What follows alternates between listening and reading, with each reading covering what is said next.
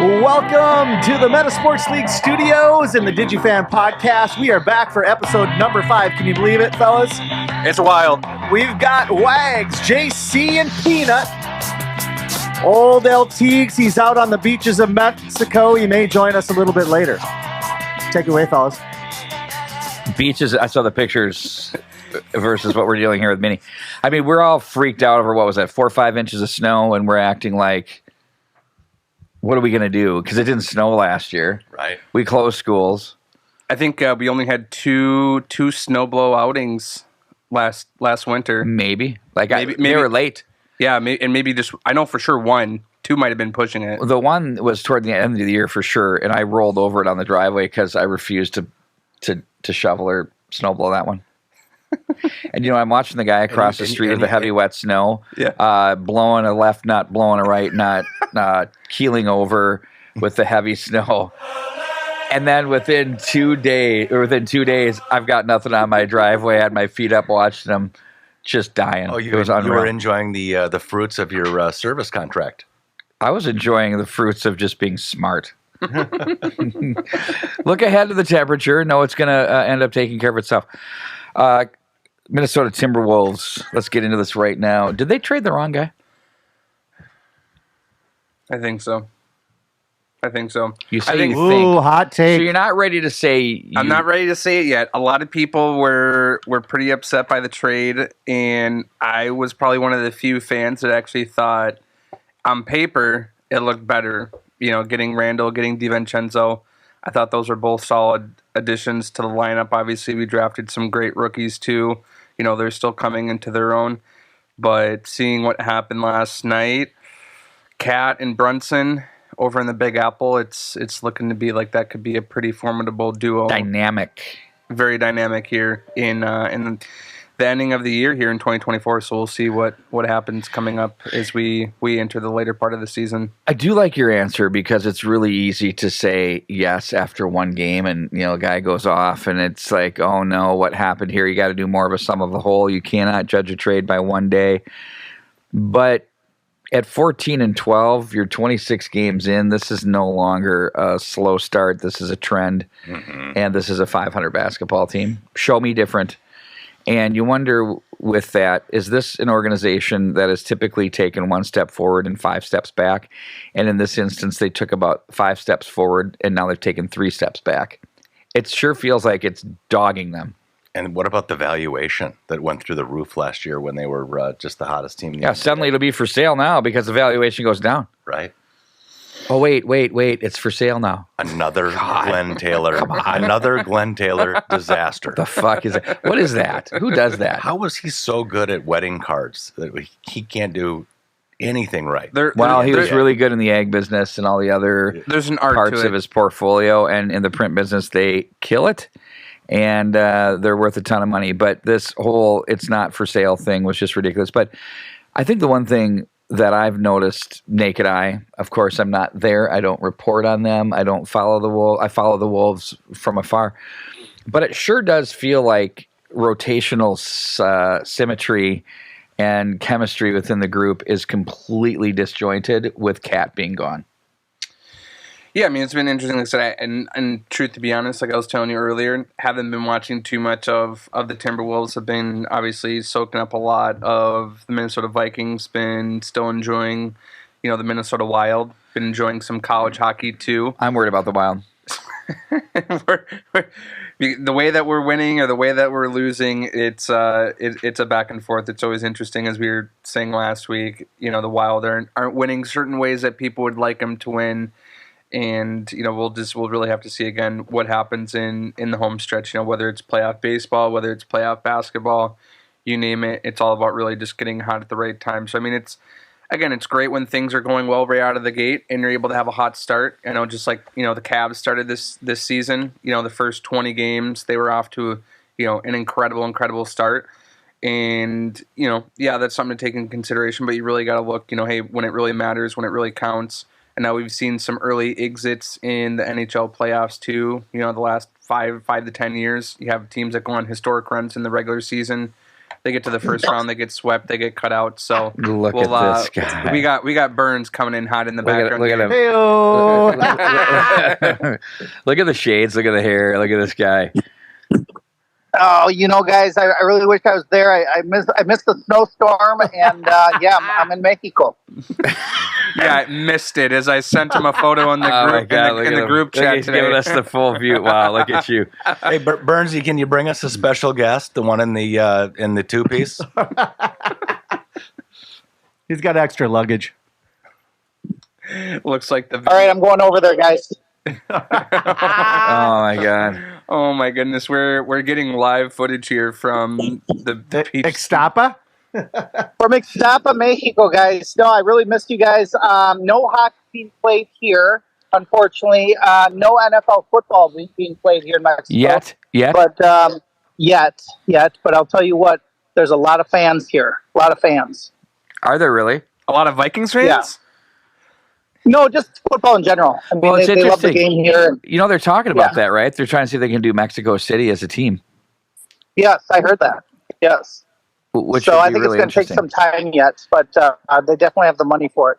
Well, that would be really cool to see. Wow, what's the temperature right now? What do you got rocking there? It's about 92 degrees and Ooh, a little plenty of warm. room for you guys. No, it's perfect. Yeah. on the Oh my ocean. goodness. 92. Yeah, when look you at get that. How long have you been outside? Did you quick hustle outside knowing the show was on just to stick it to us? Or were you already there? Based on the look of his shoulders, I know. He's been there. They're Yeah, what I got out here at about 10:45, had a little brekkie at the hotel, and yeah, I mean, this is great. But I know you guys are doing a podcast, so I'm just going to stand by. I'm going to listen, and I'll chirp in when I need to. Are you working sunscreen there? My what? Are you working sunscreen, or is this just straight sun to skin? No, this is straight sun to skin. Can you, He prepares, guys. Oh my goodness. Burnsy, come up with a good question, Hey, and let's see use if you I- as a roving See if I reporter. can get my wife and my daughter to say hi real quick. These are amazing. Hey, girls, say hi. Hey, ladies. Welcome to the show. Burnsy, can you be our roving reporter? We'll do a segment at the end. All right, go ahead, You're a guys. beauty, What are we man. talking about? Come up with the good question. We're wrapping up the Wolves disaster with Karl-Anthony Towns. Oh, that was not pretty, guys. Not pretty at all. No. I think, are we done on the Wolves, or are we going to keep going? No, what happened? I mean, they They got lost by 26, got piss pounded. 133. I'll let you led listen, by- Burnsy. They led by 1 after the first quarter. They had a lead of like 7 or 8, Yep. and it started to just fall apart. Yeah. And 32 points, 20 rebounds. Julius for had a Cat. hot start. Wow, Yep. These things are amazing. I just took it like, that's unbelievable. We got somebody who's a little distracted over there in the corner. do you want some? What did Kat say? I didn't honestly. Just another game. Yeah, I didn't really catch any of the clips. I mean, these guys are smart enough to not screw themselves. Exactly. No, historic night though for Cat. 32 points, 10 for 12, 7 of 9 made free throws. Showed up, came. ready to Dante play. was very impressive, 3 for 6 from 3. That's probably his best 3-point shooting night. That was good. 50%. Well, I mean, that's impressive 3-point shooting. He was 5 of 9 from the field overall. He had 15 points, and Yep. then Julius had a huge start. I think he got had a great probably start. 2/3 of his points in the first quarter alone, and then slumbered. Layla's calling. Why don't you answer it? Why'd you answer? we're all over the place. We're live. Oh my god, That's right. That's why I want to see. It's good live It's- radio. Going back to your point, though, if you want to switch a little bit over to Wild Talk, I know last time that we had touched base, I believe, was right after that abysmal Oilers game, and just looking at some of the recent games, they won 4-1 versus the Flyers, had a tough one versus the Golden Knights, 2-3, and then, of course, just on Wednesday night, another pretty piss poor performance, 1-6 against Faber goes out late in the game with a puck off the throat or the neck area, so nobody knows really what's at there. And John Hines seemed a little bit concerned at the end of the game because they didn't know where he was at or how that was fitting, so that is a problem. Did they say what happened to him? I've not heard. They never in the NHL. They'll never give you the decency. No, of that. they will. It's upper body. That's upper all. body. Yep. Yeah, you got to have inside knowledge to know what it's about. You still have Eric Sinek out. You still have and this is the interesting thing. I've harped on this. Trennan and Lacko are both out, who were really brought in to shore up the PK. Guess what has sucked over the first time they've lost 2 in a row? Their PK. Those 2 are out. Yep. Eric Sinek is out. He's a big part of that. Faber is now out. That's a part of that. But this group never makes excuses. They're still second place in the Central. But it's really important to note, you do need to bank points. Yep. I always say it's a race to about 92 to 96 points to get into the playoffs. Doesn't matter if you're 1 through 8 in the NHL. You can get on a run and go there. 8 seeds win it. 3 seeds win it. 1s, they all do. Yep. So all bets are off there. It's a matter of how your team is built with your depth. I think the only thing that really hurts, I'll show you a little peanut right here. Peanut. I think the only thing that really hurts there is that they are so strapped on salary cap. Yep. Where they just, you can't like make in-season moves, have guys hang in the press box for a game and then come play 2. They got to be shuttling guys back and forth. It's a constant juggling effect with the dead cap space that's going on right now. But that goes away next year. If they can just like get through this, it's a long season, and every team goes through their doubts and their moments. And the one thing that, having been in that room many times over the years, not recent time, but just how it is, those guys fucking care. Yeah. Like, they care. Like, if you as a fan think, they lost 6-1 tonight, they just mailed it in and didn't care, they care. Yeah. When you go to that locker room, they are like, they lost their best friend, and they're trying to deal with it. Yep. It's never, it's no big deal. Whoa. Like, they care about every minute of every game.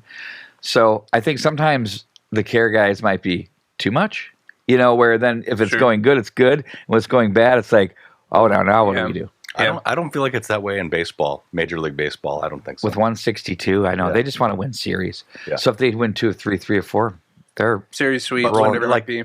I know somebody who knows Rocco, and he says, what's his name, Jeff?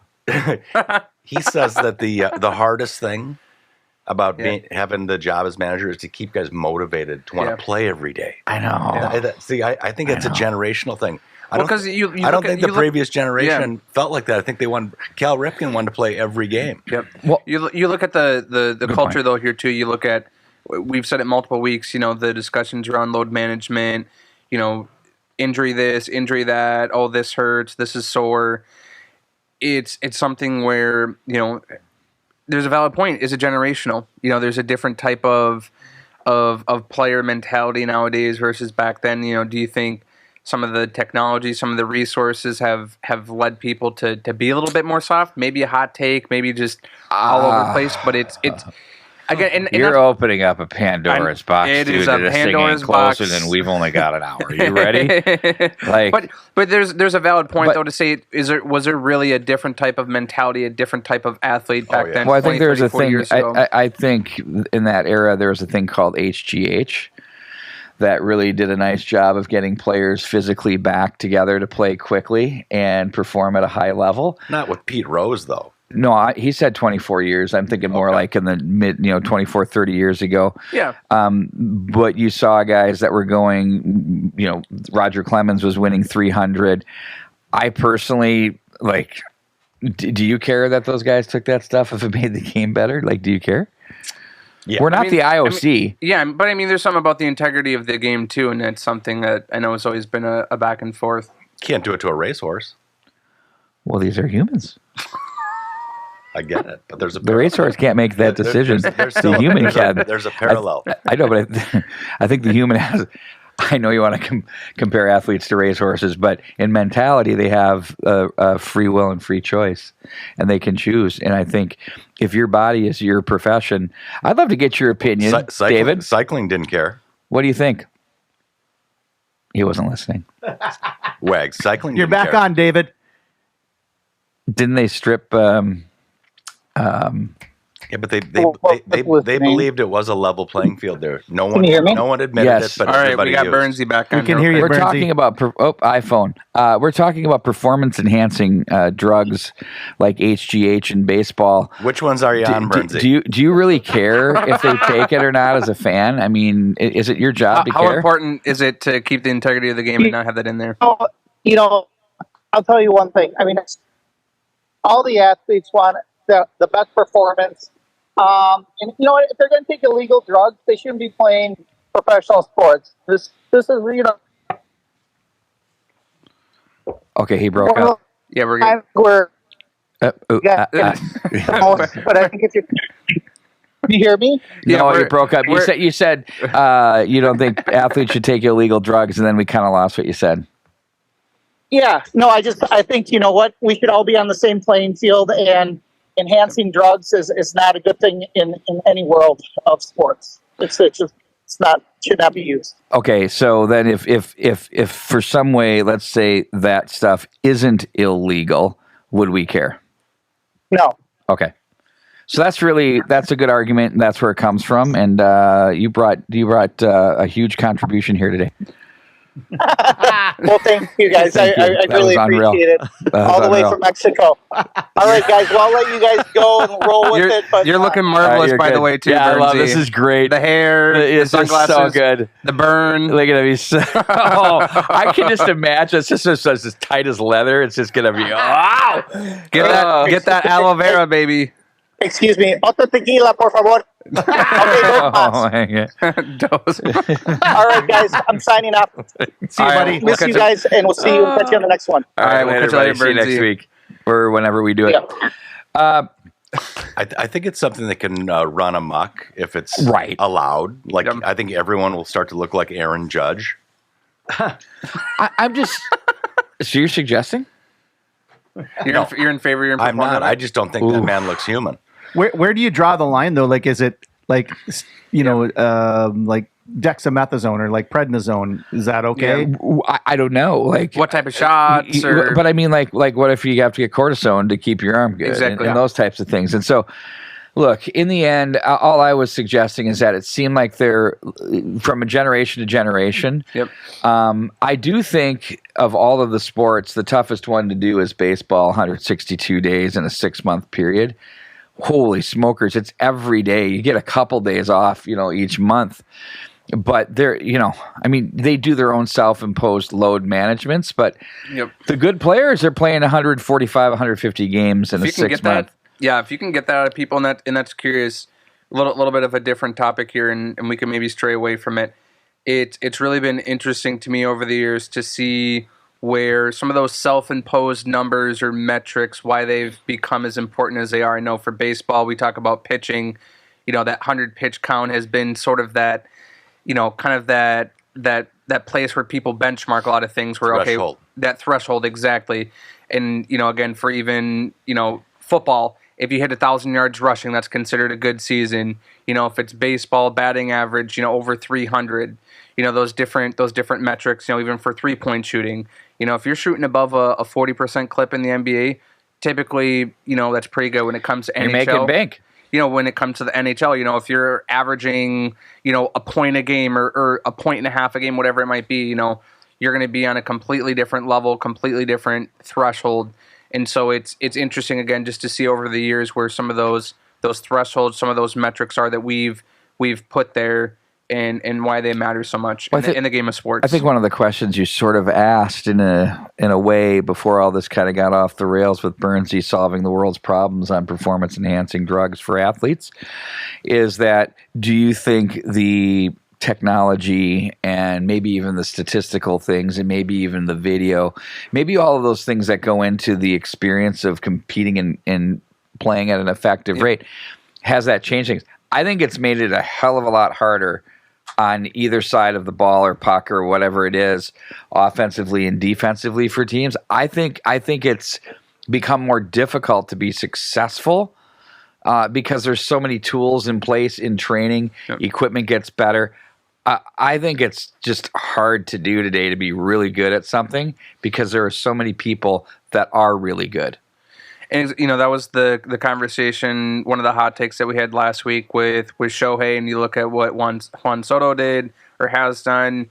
You look at some of the great pitchers in the MLB right now, and even seeing what Clayton Kershaw has been able to kind of rekindle and keep going over the many years that he's played for the Dodgers. Again, you could look at a number of great pitchers, great players in the MLB. But you have some of those breakout seasons, even Mike Trout as well, where you set the bar, you set the precedent so high. Again, how can you possibly, exceed above that? How can you go above and beyond season after season after season when you have these 10, 15-year contracts that are becoming record-breaking numbers and deals? We were saying last week, when's the first billion-dollar contract that we're going to see? I bet it's likely for sure.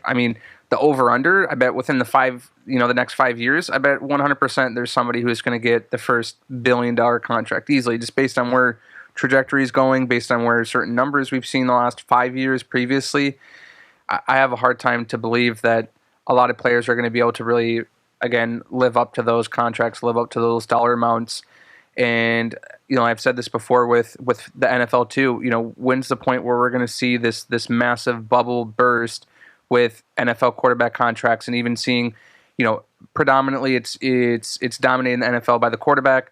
Wide receivers and running backs still get a decent chunk of money from time to time. But even just seeing where that threshold, that ceiling is going, I have a hard time believing that we're just going to, be able to keep going up, $50, $55, $60 million a year. And then obviously might be a good segue for the Kirk Cousins situation down in Atlanta and seeing what happens. They're just to play in the period. There just definitely needs to be a cap in baseball. Let's just cut to the chase. Put it in. It makes its way down to the fan and the consumer. It's too expensive. Someone has to pay for it. And now you look at, with the revenue streams, now they have like a white out, a purple out.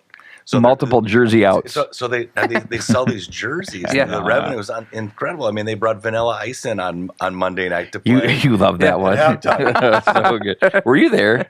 No. Okay. But I was bummed out. We didn't get much of that on the. They didn't play it at all. No, they never do. I know, but I wanted that. But that's just another show of because it's a whiteout. They want Ice Ice Baby. And it's just part of the theme that they can contribute and put revenue in. But it does fall back because they need that revenue. Sure, they have great television, but who pays for television? We do. Mm-hmm. Who gets screwed in the whole cable thing that we knew came out of L.A.? We do. Yep. Who gets screwed on products that go up in price because they're advertising to us as we pay for it to watch? We do. Yep. So at some point, put a effing cap on baseball and get over it. Players Union, shut the hell up. Let's take a break. We'll be back right after this.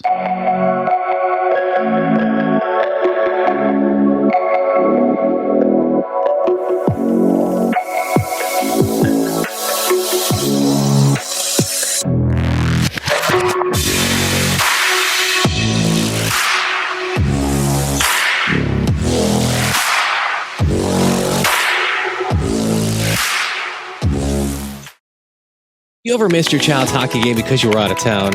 Or maybe you didn't want to get up at 5 a.m. Or just maybe your kids had games at the exact same time. Luckily for you, there's Live Barn.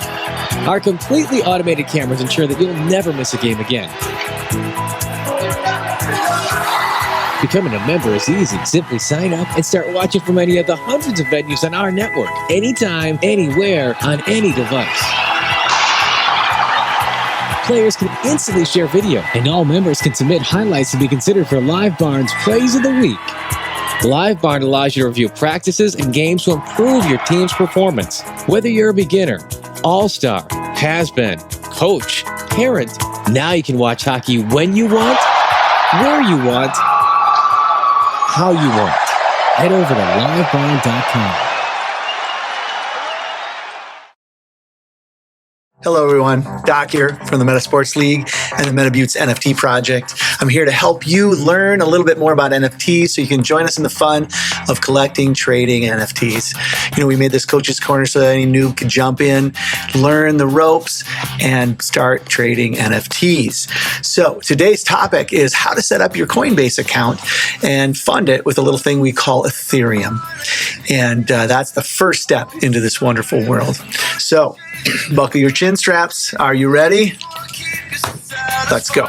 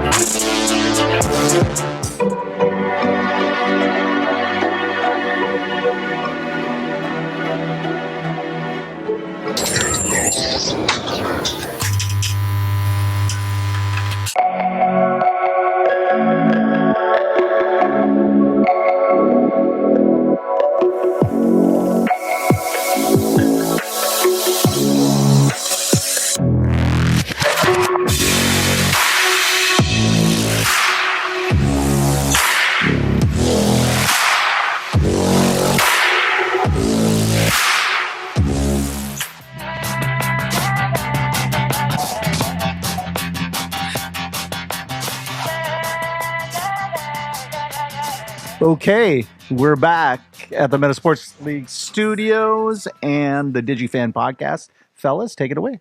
Maybe you need coming to back. We're alive. I was about to say, Doc, you're a master. And then it's like that just got totally torched. All right, we're talking. I think it's interesting. Like, you don't hear much about MLB and salary cap. You just don't.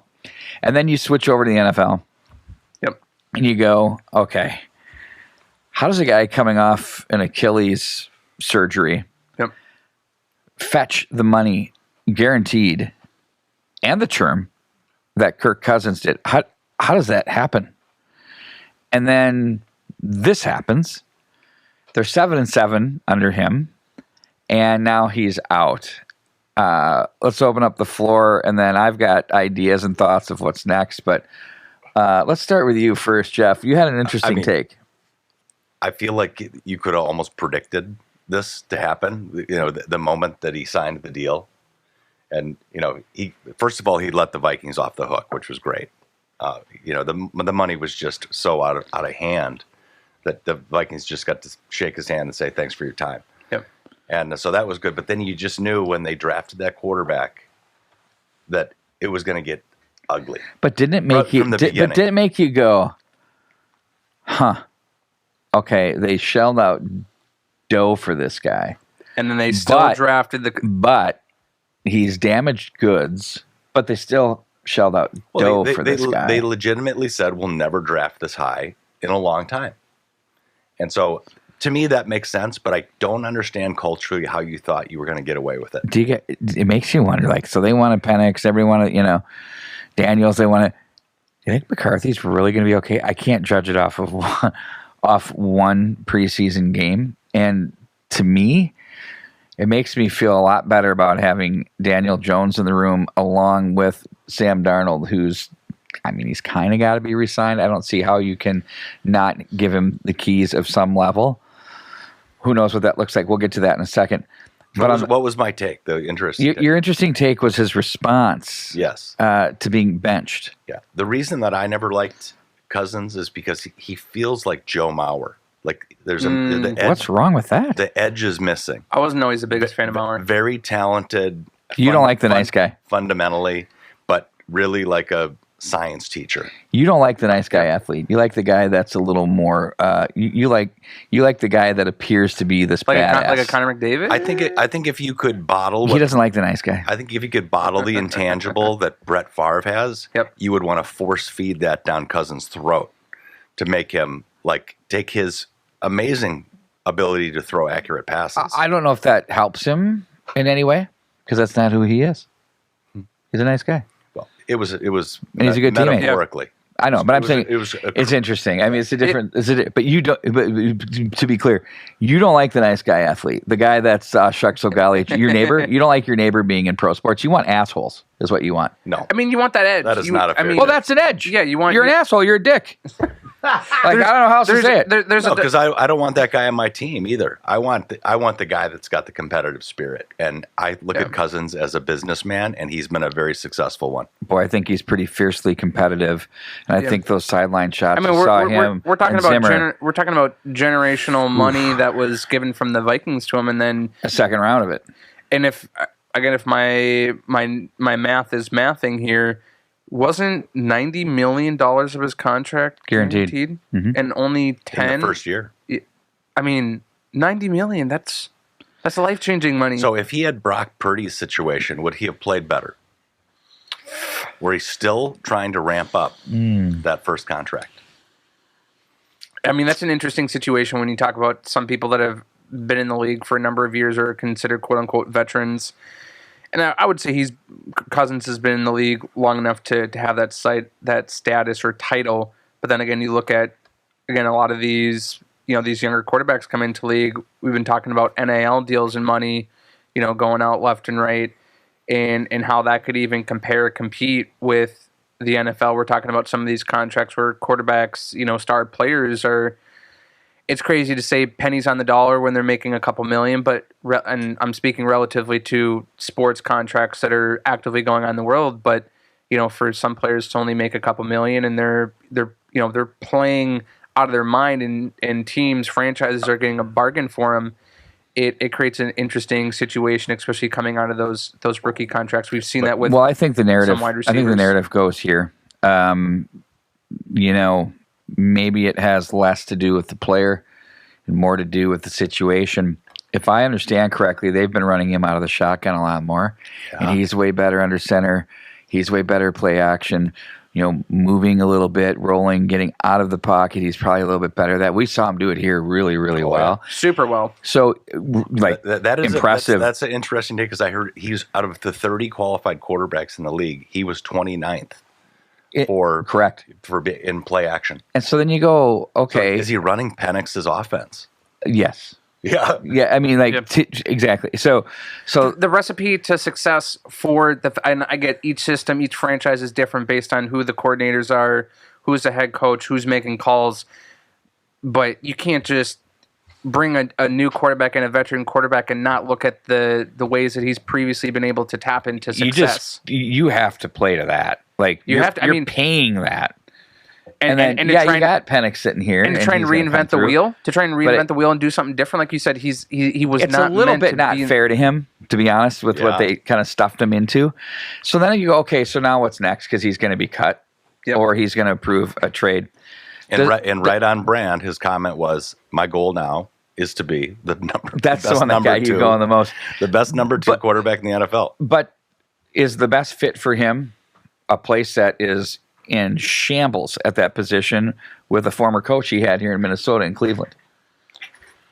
I mean, to me, if I'm Cleveland, I'm phoning them up saying, what do we need to do?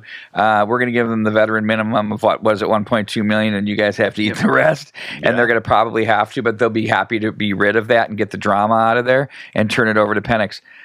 I bet Stefanski likes that. I say point A for him would be Cleveland. If he was able to go with Shanahan in Frisco, who's coveted him for years, somehow if he could hook up with him, but he's not going to be a number 2 there unless Purdy's in trouble. Which is a conversation. Right. Yeah. So do you bring in the competition? I mean, that's another question. Then another question. You take all these rookie quarterbacks. Yep. They have great runs here or there because that's normal. Then things get tough. They get tougher. Yep.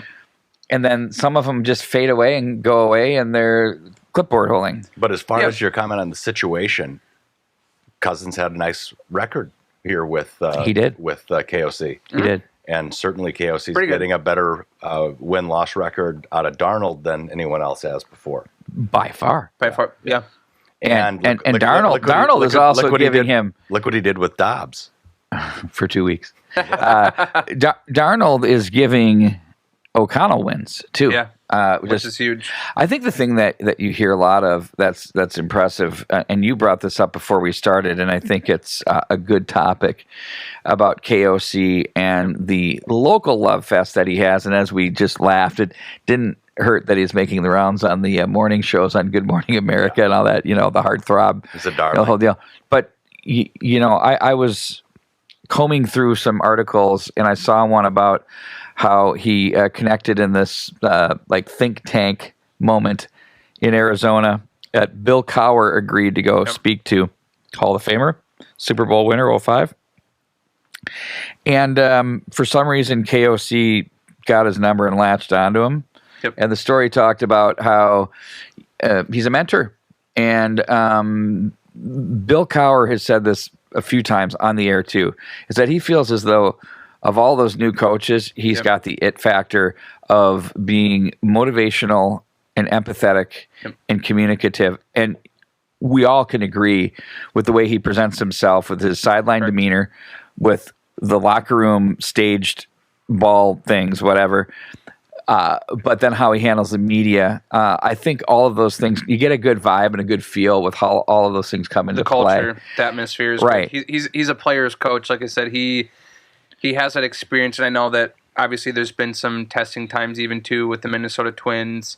There's been some good times with Rocco. Yeah, there's been some tough times, but there's something about, I think, having those younger coaches who have played the game that can relate to the players, and there's that type of respect and trust with the decisions that are made, and there's not, the back and forth maybe that can go on or kind of, passive aggressive things that can be kind of underlying going throughout the season. So I think the fact that there's youth, that there's intelligence, and again, really at the end of the day, that there's respect between the players and the coaches, I think that's a huge thing that's really been a catalyst for the Minnesota Vikings and even the Minnesota Twins at times when they have put together some nice stretches. Do you guys think, let's just kind of microcosm back into the Cousins deal.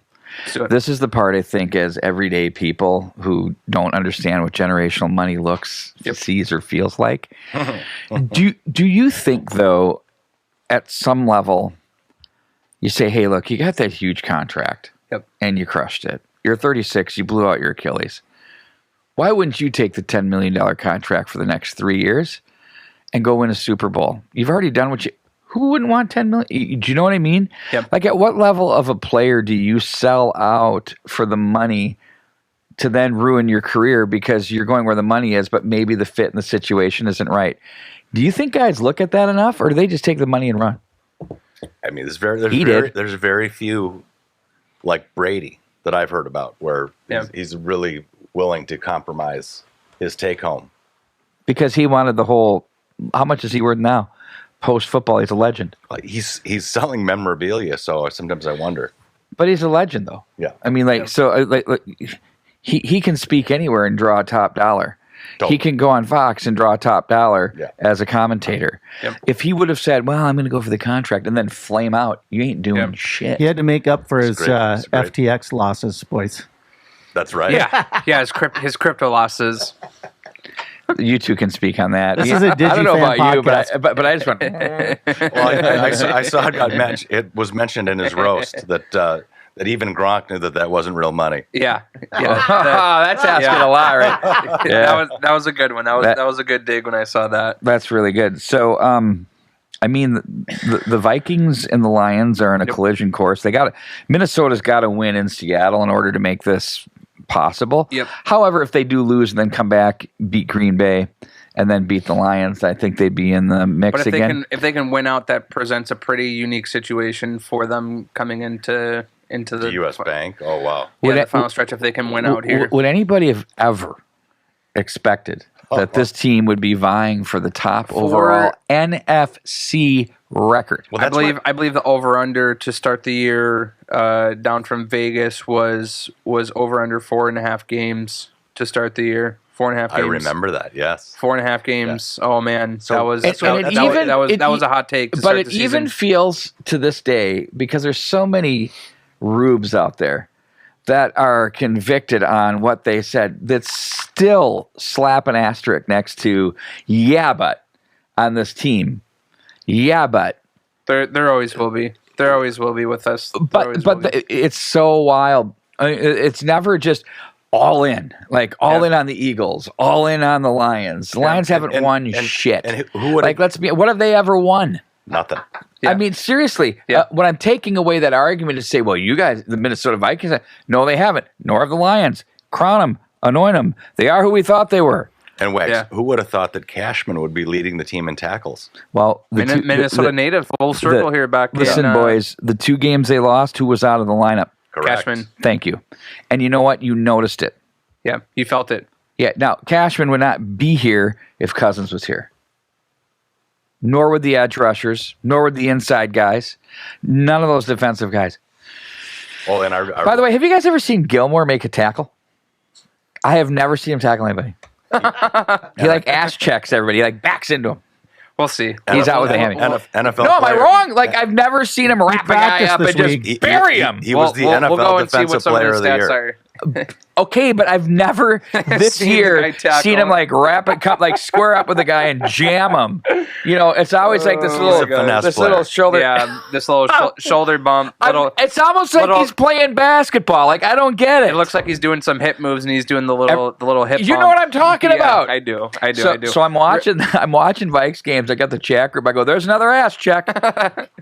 Hey, real quick on football. I know we might be hitting another break here in a minute.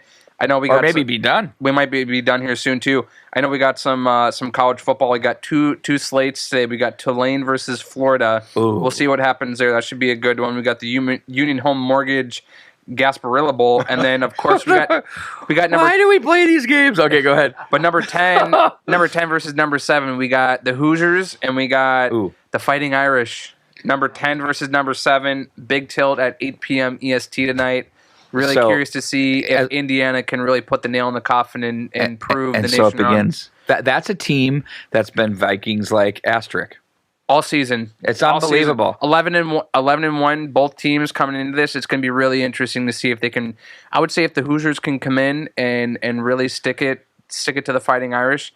I think that would be one of the storylines of the year, to be honest, because they've just been hated on, overlooked, it's unbelievable. time again. It's like people cannot get past the 3-9 records of all those years, even though they've been really trending upward over the past half dozen years. Yeah, it goes back to the point of what's been happening even with Minnesota sports. I know just because it's local, it makes sense to us, but because Indiana didn't win certain ways, people are all of a sudden discrediting it or thinking that 11 wins and 1 loss isn't a big deal. But it's just interesting, though, seeing how different conferences and strength of schedule. I know that was something that Saban had been talking about in one of the recent broadcasts the last couple of weeks as the committee was going through, poll rankings and seeing what team would end up where, especially with the expansion of the playoffs. I mean, I think that's something more than ever before going forward that's really going to need to be looked at. How tough are some of these schedules? Who are people actually playing? And who decides if they're tough, right? Who decides if the schedule is tough? That's subjective to a degree. Objective to a large degree. I mean, you have to factor in some of the the previous year's games, how the teams performed, how they're performing this year, and some of that obviously changes. But for the most part, a lot of that stays intact. People have strengths of schedule, and that pretty much sticks with the team throughout the whole season. There are now more than 2 teams playing in one bowl that are being voted on to be the winner. And that's a good thing for college football. Real quick thing on the Heisman Trophy. You love the ad-lib speech. I love what Travis Hunter said. We were talking about it before. Yeah, I don't think he had a single word scripted, no piece of paper. He just let it rip. But it was really fun just to see the journey that he has had. His mom shared a moving story. I believe they were once in Florida way back when. And they had moved around the country a little bit to make sure that they could get into, the right area, the right program for football, and just to see what he did with Deion, obviously, in lower division college football. Jackson State, if my memory is serving correctly. Oh, yeah. And then just to see where he's come, full circle now at Boulder, and to go again, from someone who was a pretty highly touted high school recruit, and then went the path that he did to then, again, come full circle at Boulder and go on to win as a two-way player, one of the first ones in decades. And what a credit to Deion. I mean, to be that guy, which he was, yep, and to be able to groom another one. Right. He's known this kid since he was a kid. Yeah. And his family, and so he's treated him like a son. And here he gets the Heisman Trophy That's winner. really amazing. And the only guy that plays both ways, and it's him. Yeah, and like I was saying too, there was a graphic that had come across as they were showing some of the different stats that he's accumulated this year, and I don't have the exact number in front of me, but I know it was north of 450 snaps. He played more than 450 snaps than the next closest player in college football. So you talk about someone who put on miles and a lot of time this year. I mean, he did it better than anyone else, playing wide receiver at a very high level. Had some incredible stats, defensive back, in the secondary. He did some incredible things. Think about there, that. too. There's two types of players. There's power on the line, right? Or there's the edge guys are fast, whatever. But then your receiver, you're not like just waltzing down the field, You're walking sprinting. and trying. Your routes are real. Yeah. And you do that every snap, or you're engaging in a block downfield as you're, Yep. okay? And who do you practice with during the week? And then defensively, you're doing the same thing, but oftentimes with totally different hip movement, and your legs must just be shot across the board. I mean, talk about doing sprints for game after game You're after doing week it after week after week on both sides of the ball. under pressure among some of the greatest athletes in the world. Yep. It's crazy. And so he must be practicing. He must have to run to the defense over to the offense. I mean, right. His practices are tougher than Hey, everybody's. coach, too. which reps do I take now? Yeah. Go to D. Okay. Can I go to O? Yeah. Okay. Yeah. Can you But yeah, imagine? to play both sides of the ball, like I said, to see what he was able to accomplish full circle, to hear what his mom and family did, to hear about the different coaches that it was in his life, his fiance, all these different people that have been there along the journey. It was quite the moving speech to see. For sure. Hey guys, Doc, are we wrapping her up here? We could do a quick break here. Okay, and then And, we'll parting thoughts, and then we got a boot. Parting That's thoughts, right. and we'll skedaddle out of here. Yep. That's right. Let's All right. do it.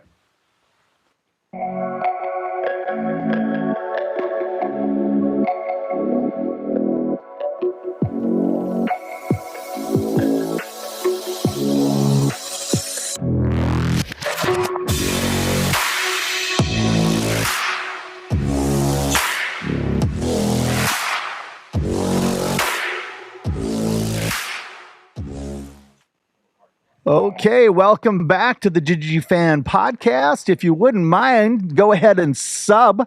Go ahead and sub to the DigiFan Fan Podcast on YouTube. We're on Twitter and Twitch. And what else, Peanut? What else do you got for me? That covers our bases there. I know I'm seeing a lot of people interact and engaging with the live stream out on X. I know I spent a lot of time there, so it's been fun to see some of the feedback from friends about the production and the flow of the conversations. It's been a fun time so far. Five episodes in now, and looking forward to all the episodes that we're going to do in 2025. 50 more. Yeah, plenty more. Okay, closing thoughts. Closing thoughts here across the board. 2 minutes, go. Closing thoughts across the board. Like I said, got some great college football matchups. Really looking forward to some NFL action, of course, every single weekend. Curious to see what happens in the offseason with the MLB. Before you know it, we're going to be hitting spring training, opening day. If my math serves correctly, opening day is just a little over 3 months away, which is pretty crazy to say. Very ending of March, I know, is when the MLB season kicks off. So we're going to be in full tilt here soon. I am really looking forward to in the next couple of months. Believe it or not, haven't talked a lot about it, but college wrestling. Big Gopher college wrestling fan. Yep. Got some fun matchups. I believe that got some tickets to go see Iowa and Penn State, if my memory serves Is it a correctly. spectator sport? Oh my gosh, it is absolutely electric. amazing. It is electric getting in that arena there. It's nice and compact, not too big, but the acoustics.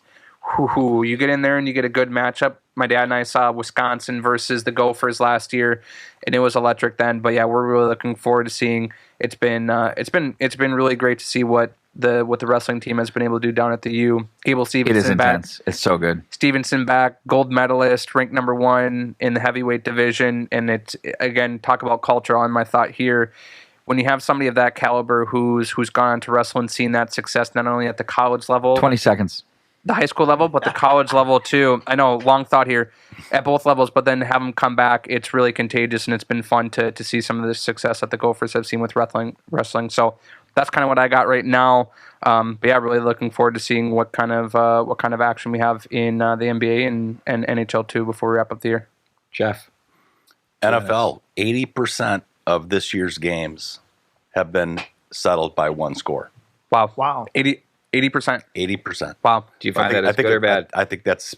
I think it's what the NFL wants, and I think that's what the NFL gets, and I think it makes every game that much more important. Pretty interesting. Yep. And I like the fact that the NFC North is really leading the way as the top league. So yeah, I'm so grateful that Kirk Cousins is in the rearview mirror, and I'm looking forward to the end of the season. I think it's going to be very interesting. A fun stretch, like I said. I think if they can win out, it creates a pretty unique situation for the Minnesota Vikings. Wags, what do you got for us? Jeff, you've got about a minute and 20 seconds of a lot of time. Do you want it, or are you going to yield? Well, I'd just like to sort of share a final thought about the holidays and the hustle and bustle is keep your cool in the parking lots. Try to. Oh yeah, that's a good one. Final thoughts here. Love it. This place sucks. And if you can't do that, do not go to Costco this season. Honest truth, there's a parking ramp outside of our MetaBeauts studios. It's, what is it, like 4 levels if you include the lower level? Not a spot available. And the parking lot outside it's for the survival of the fittest. It is. Nobody's nice to anybody. Nope. The parking lot by Lunds and Barley's people are is just tiny. Pissed. Yep. And the road is full of cars. You go into the Costco parking lot. Jeff, you said when we were getting our bucks here, you're like, I can't believe there aren't fist fights out there. Yeah. You do not want to be the guy that shows up at Christmas dinner with a shiner and have how'd you get that? That have to explain that you were competing for the last spot at the Costco. Very, very well said. Very well said. Okay, now we'll go on to mine. And What do you got for us, Wags? Bring us out with a bang. 2 minutes worth of play here. Wagon train. You know, one of the first things that comes to mind is you brought up the baseball season coming around the bend, and it's just really bizarre watching a team that's made some moves over the past like 5-6 years, be completely dormant at this stage, not even a trade, nothing.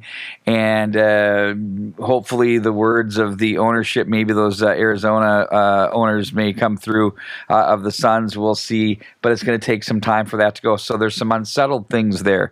There's some unsettled things at Target Center right across the street from them with that disaster of a sale. This team's not for sale anymore. That's a problem. That feels unsettled too as well. So it feels a little squirrely in downtown Minneapolis on that side of things. In the land of US Bank Stadium, things feels really good there.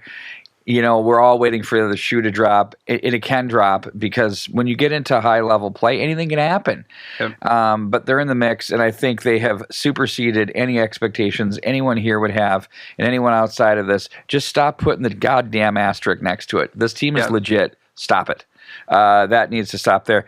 The Minnesota Wild, I'm a little bit concerned about that. I'm watching it with the eyebrow. It's ping, it's gone up. Like I'm one of those. I'm not sure if this is going to be a trend or just a dip in the road. Sure. I'm a little bit concerned with the cap as injuries stack up later in the year. They're kind of screwed into a corner, but long-term overall, love the coaches, love the coaching staff. This group is so deep. They have the youngest core of players that are among the best in the league, blended with veterans that understand the culture. So I think that's a good situation. Goalie play. Goaltending is really good. They had a guy that's on the verge of a Vezina, and I've got 3, 2, and 1.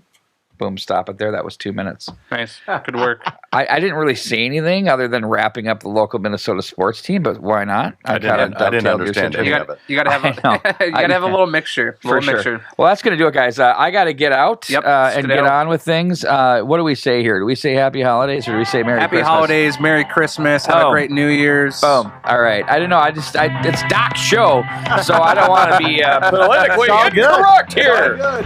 Appreciate all you guys. Thanks for tuning in. Yeah, well, thanks for another great episode number 5 of the DigiFan Podcast. Join us every Friday at noon or so. See ya. Good job, buddy.